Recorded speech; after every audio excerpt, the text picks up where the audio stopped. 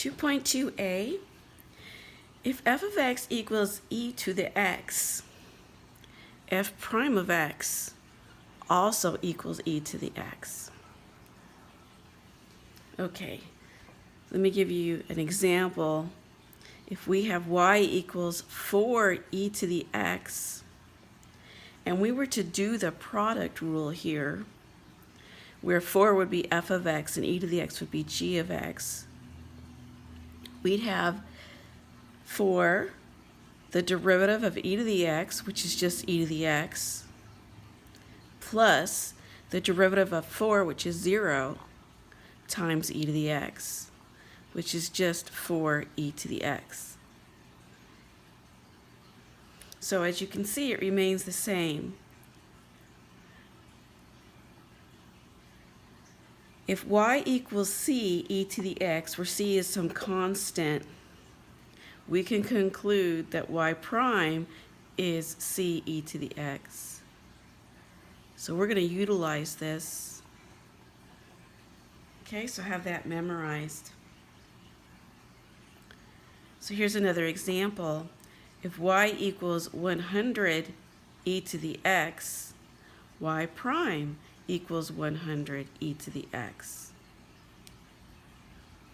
Okay, so now we're going to apply this to a different problem.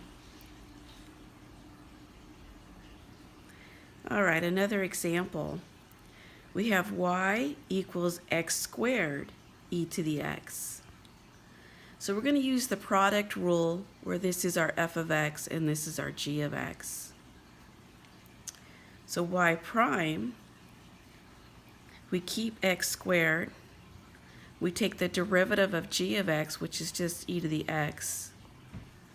Now we take the derivative of f of x, which is 2x, and we leave e to the x. Okay, now what we generally do is we factor out what we have in common. We have these e to the x's in common. We each have an x in common. E to the x times x is x squared e to the x. And e to the x times, what do we need over here? That's right, a plus 2. Okay, let's do another one. That was the product rule. Let's do one with the quotient rule. E to the x over x cubed. Okay, using the quotient rule, we have, this is our f of x, this is our g of x. We take the derivative of f of x, which is e to the x, times g of x, minus e of x times the derivative of g of x, all over g of x squared. Okay. Now again, we're going to go ahead and simplify this. We know the denominator is just x to the 6th.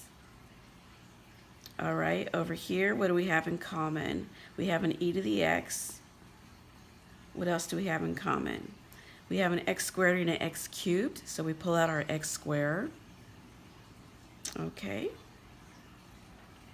E to the x squared times x is e to the x cubed. And what do we need for here? All we're missing here is a 3, so we need a minus 3. Okay, we can go a bit further. We have this x squared and this x6 on the bottom, so I'm going to bring it over here. We have e to the x minus 3. And if we brought this down here, we'd have a negative 2. 6 minus 2 is 4.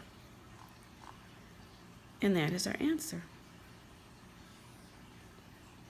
Okay. A reminder about something. Okay. If we have x squared over x to the 6th, I had just mentioned this is the same thing as x to the 6th and bringing this down, x to the negative 2. And that's 1 over x to the 4. But we have a shortcut. And this is the shortcut. We take the smallest exponent and move it to the other side. and change the sign. This is smaller than the 6, so I'm just going to bring this down. This goes away, and 1 over x to the 4. Isn't that easy? Okay, so we're going to utilize that in a problem. So here's an example of a problem. We have 4x cubed over 8x to the 9th. To reduce this, we know this is 1/2. Okay. Now this is smaller than this one, so we're just going to bring it down, -3, cross it out, x to the 6. And there's our answer. Okay, so now I have some problems for you to do. Let's put G for group. I have 3 of them, but I'm just going to do one at a time so it's not so silent on the video. Okay, y equals 6 e to the x. Go ahead and find y prime.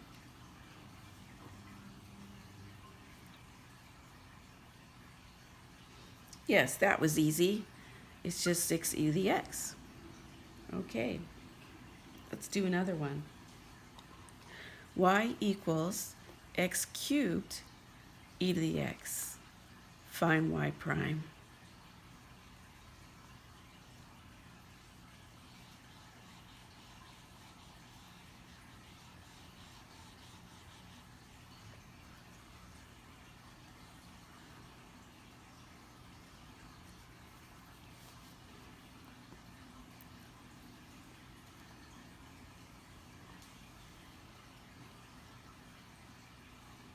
Okay, let's see how you did.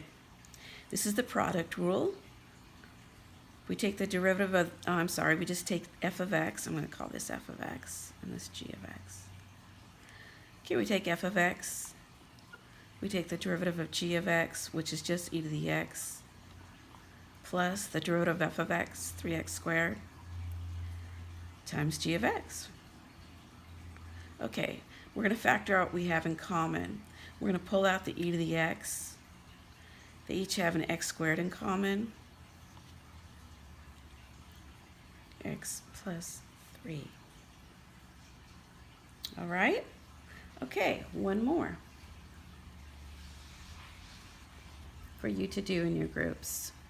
Y equals e to the x over x to the 4th. Go ahead and do that problem.